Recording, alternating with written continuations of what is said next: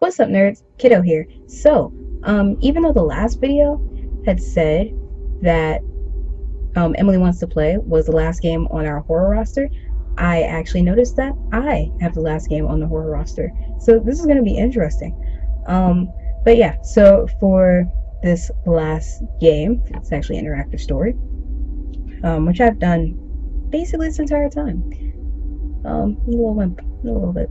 But, this game is called Glitch. The interesting and sort of creepy part of the game is that someone had sent it to me in an email, but the creator didn't have a name. So this is going to be interesting. I think that was added horror effect. So I hope this works out really, really well. All right, so I have my earphones, I have the computer. So without further ado, let's dive right in.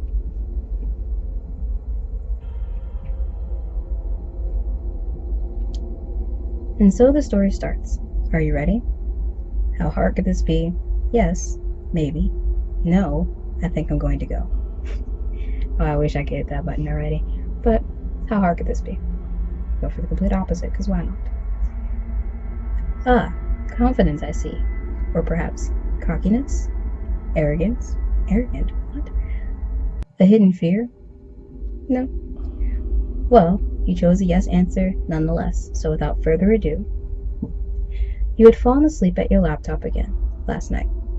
As you wake up, the brightness of the screen stings your eyes. You groan, shutting and shielding your eyes while pushing your chair away from the desk. After you regain your vision, you look back at the screen to see that the story that you had been writing was still on the first page. Ooh.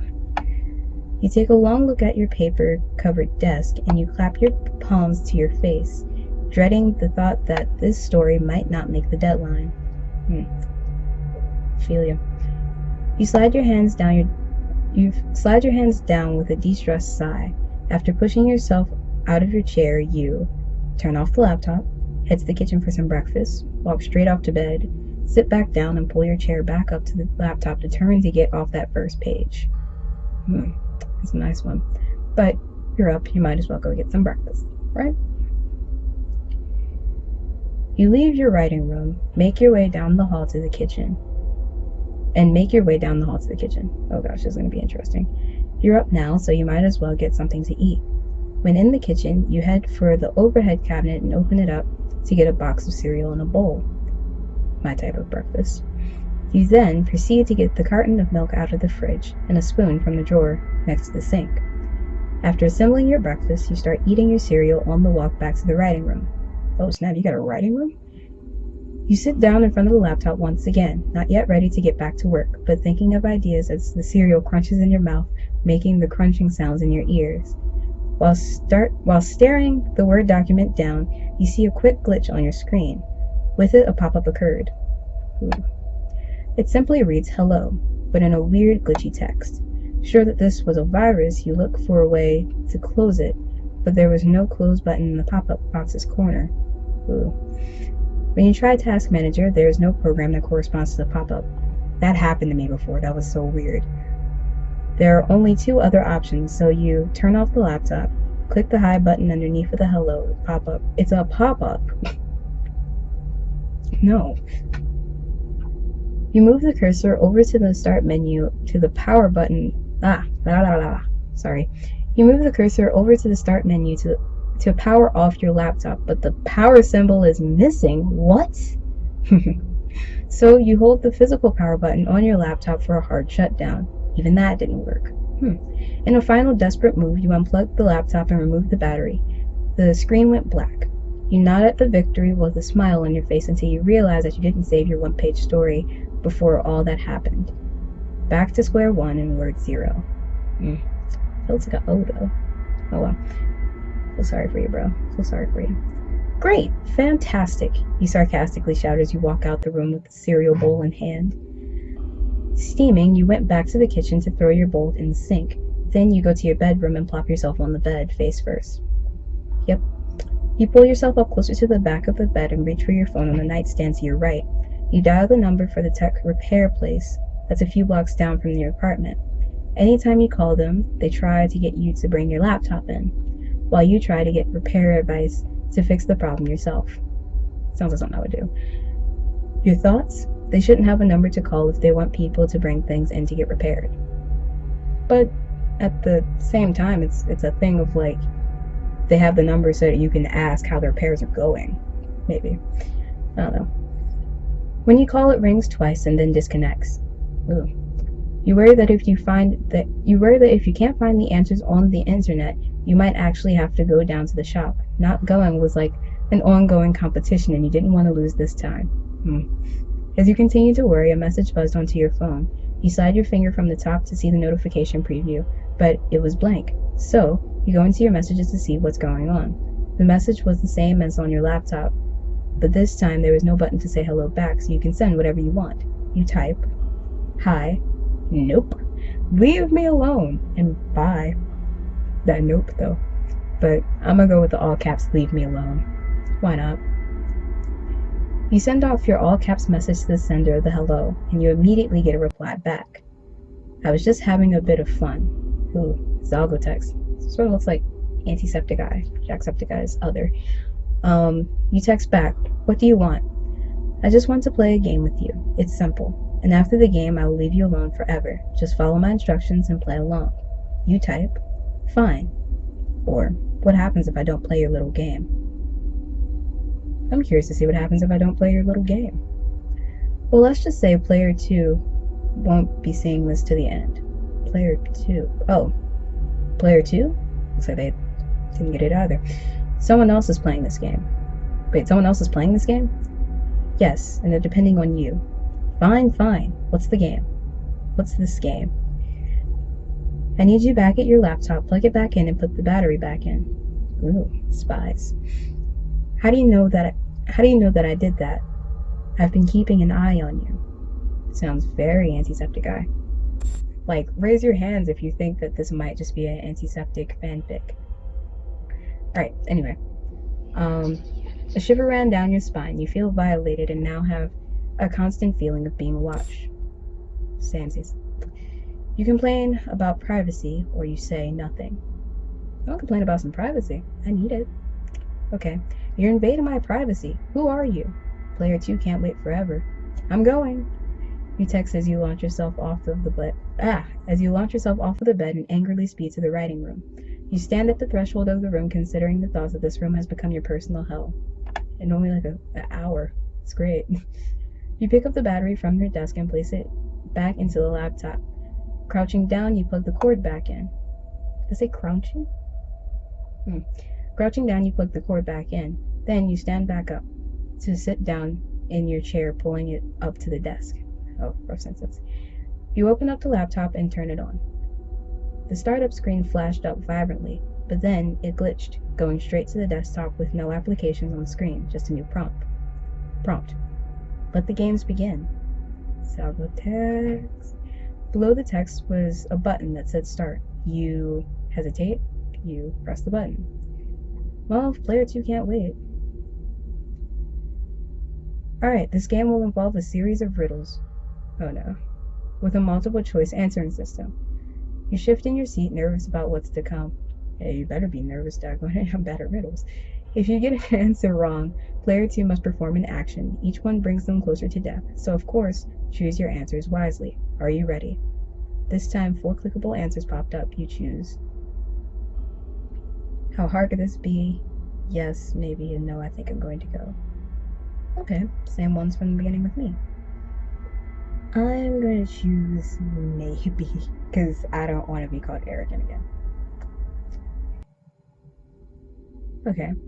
You slowly click maybe. A new prompt a new prompt pops up. Alright. Unsure about this whole thing? What's wrong? There's a text box for you to type whatever you want. You type, who is player 2? This is really happening. Is this really happening? Wait, this is really happening? Is this really happening? Why me? I want proof of player 2.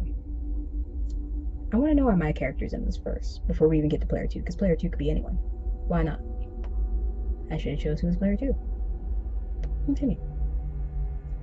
The screen glitched again, presenting a new prompt. What belongs to you but others use more than you do? Your image, your work, your attention, your name. Well, I mean, you can sort of use your image too in a sense of like a picture. Like if you have a picture and like you put it in a frame, that's you using your image. And all the selfies that we take, man oh man, is that using you using your image more than maybe others do. Your work, well, when you turn it in classes or like when you're actually working, but no, you use it too because of course you get money out of it, or other benefits. Your attention, you gotta give yourself some attention too. Your name, well, I don't exactly go around saying Kiddo and Taylor all the time, so your name. Correct. Cool. I know you're good at riddles, so I thought that you might like this game. But you seem rather unhinged. You mumble to yourself because this isn't a game. Wait, hang on. It's in bold. Give me a second. Because this isn't a game. Someone's life is in my hands, and if I get an answer wrong, I can't just laugh it off. Another prompt came up onto the screen. Aw, cheer up, it really is just a game. Really antiseptic. Just saying, just saying. To you snarl while adjusting yourself in the chair, looking around knowing that there has to be a camera somewhere in the room besides your webcam. The next riddle appears on the screen. Before you read it, you squint, having a hard time reading through the glitches. My turn. In a pond are some flowers with some bees hovering over them. How many flowers and bees are there if the following statements are true? 1. If each bee lands on a flower, one bee doesn't get a flower. 2. If two bees share a flower each, there is one flower left out. An even number of bees, an odd number of flowers, and an odd number of flowers. 4 bees and 3 flowers, an odd number of bees and an even number of flowers. 3 bees and 4 flowers. Alright, this is going to require some math, so I'm just going to grab a pencil real quick.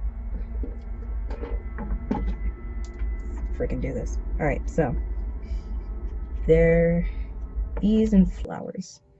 How many flowers are there if the following statements are true? If each bee lands on a flower, one bee doesn't get a flower. So let's say there are 3 bees.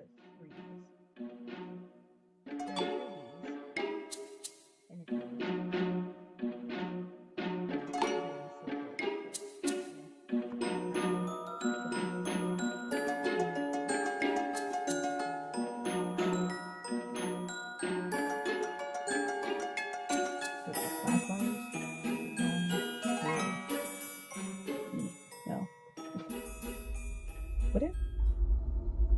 Yeah, that still works. Okay, we're going with an even number of bees and an odd number of flowers. So if you look at this diagram here, which sucks, it actually turns out that 4 bees and 3 flowers works, but at the same time, so does like having 2 bees and 1 flower, or, well, a flower wouldn't be left out then, would it? But a bee would be left out. And like having 6 and 5 and all this stuff. So yeah, I'm gonna go with an even number of bees and an odd number of flowers. Incorrect. 4 bees, 3 flowers. It's so specific though. You shout, that's the same thing, it's just specific. Exactly. Which isn't the best answer. Look for the simplest answers, don't overthink it. Now, because you chose the wrong answer, player 2 must perform an action. Player 2 has to retrieve a knife and place it on the desk in front of them. Ooh. Not fun for player 2. What would that mean? Does that mean that player 2 would have to, like, one way to get them killed would be, like, to get their necks sliced, right?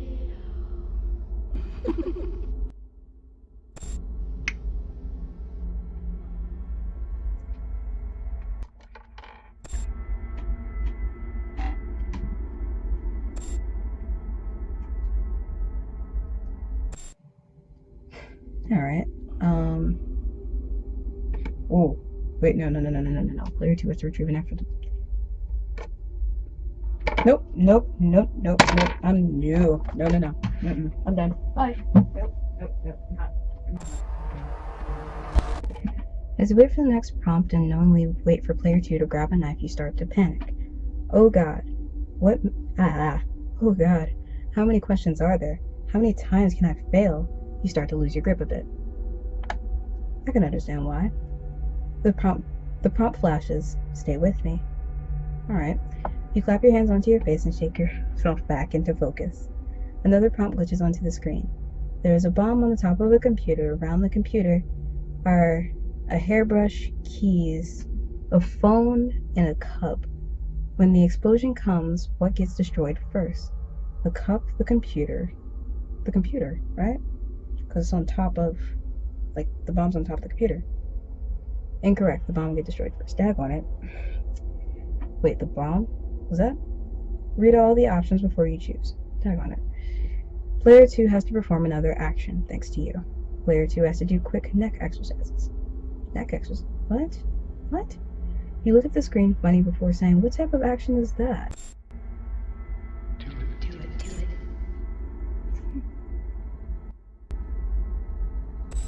All things have a purpose. Another riddle flashes up on the screen. Mr. Brown was killed on Sunday afternoon. The wife said that she was reading a book. The butler said he was taking a shower. The chef said that he was making breakfast. The maid said that she was folding clothes, and the gardener said he was planting tomatoes. Who killed him? Mr. Brown was killed on Sunday afternoon. The wife said that she was reading a book. The butler said that he was taking a shower. The chef said that he was making breakfast. The maid said that she was folding clothes, and the gardener said that he was planting tomatoes. Well, the gardener's doing his job. The maid's also doing her job. The chef said he was making breakfast. Okay. I mean, he's doing his job too. Sunday afternoon, though? Butler said he was taking a shower, and the wife said that she was reading a book. Have the wife, the gardener, the maid, and the chef. I already said that the gardener and the maid are off. The wife said she was reading a book. I don't see anything wrong with it. The wife would kill him, but breakfast and Sunday afternoon doesn't mix in this riddle. What? No brunch? Correct. Cool. Maybe breakfast for dinner? Why do you think he killed him? You take a deep breath to express a sarcasm of the gods that you are about to unleash. Then you say, I don't know. Why are we playing this sick game in which you basically killed player 2?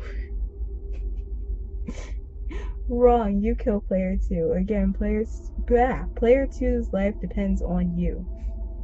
Another riddle. How do you make the number 1 disappear by adding to it? By adding another 1 to it. I feel like this is going to need a post-it.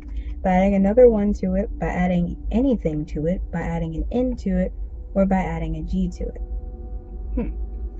Well, if you put 1 and 1 together, I mean, if you just add them together, then you sort of get 2, so that works. Let's see, if you add anything to it, you're right. If you just add, who knows, 3 to 1, you get 4, so 1's gone, technically speaking. Adding an N to it, if you add an N to 1, not at the end, but at the beginning, not at the end, but at the beginning, you get none. Alright, cool, funny. And then you have by adding a G to it, so if you add a G to 1, you get gone. Technically speaking, all answers are correct. I'm gonna go with none, because you have 1, and then adding an N to it makes it none, so therefore you no longer have 1, and 1 has disappeared. So, I'm gonna say by adding an N to it. So close. Oh, come on. Fine. But incorrect. Add a G, and it's gone. That's crap. I hate riddles. I agree. It's okay, though. There's never just one answer. Yep. And if it is, it's being specific. Yep. You shout as you hold your head in frustration. Yeah. That was a good last attempt. Last attempt? Yeah, exactly. Oh, no. Yep. And in the spirit of you killing player 2, you get to choose. Choose what? You read the choices aloud. Player 2 gets stabbed to death. Oof, there goes a knife. Player 2 gets their neck snapped. This is brutal. Player 2 gets their neck snapped. I guess that was for the neck exercises, but you know, whatevs. You cry. Oh god, I can't choose. Oh god, this is all my fault. I'm so sorry. What do I do? Choose. Something whispers in your ear. Ooh, I get to choose now. Ooh, okay. Player 2 gets stabbed to death, or player 2 gets their neck snapped. Well, I feel like getting stabbed to death would be very painful and slow because they'd have to bleed out, and messy. It'd be very messy. Player 2 gets their neck snapped. Be quick. Wouldn't say painless because a neck is getting snapped, but it'd probably be more painless than getting stabbed to death. So I'm going to go with player 2 gets their neck snapped. Yeah. The end. Really? That's just it. I don't get an explanation.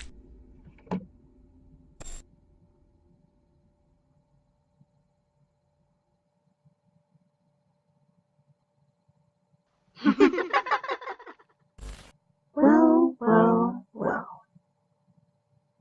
Who would have thought a game could be so dangerous? My name's Glitch Kid, and I'm the better version of this little He still has enough power over the channel that I can't curse. That could be fixed. Just depends on how many times I have to kill you. And no, she's not dead. She'll wish though. Or I could just glitch the beats out. Everyone thinks you're so innocent with that PG channel spiel. Well, let's see how innocent you look after that. But that's not why I'm here. I'm here to say hello, and to let you know that I'll be back. Let's have some fun, shall we? Doodle.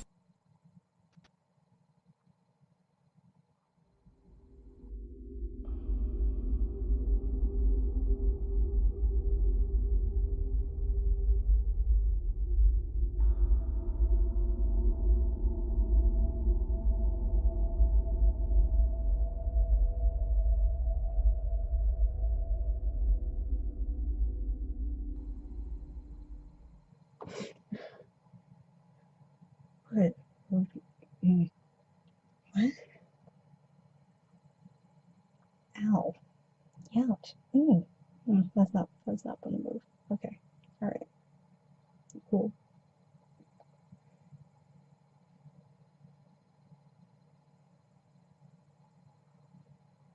Huh. So everything's still... Oh.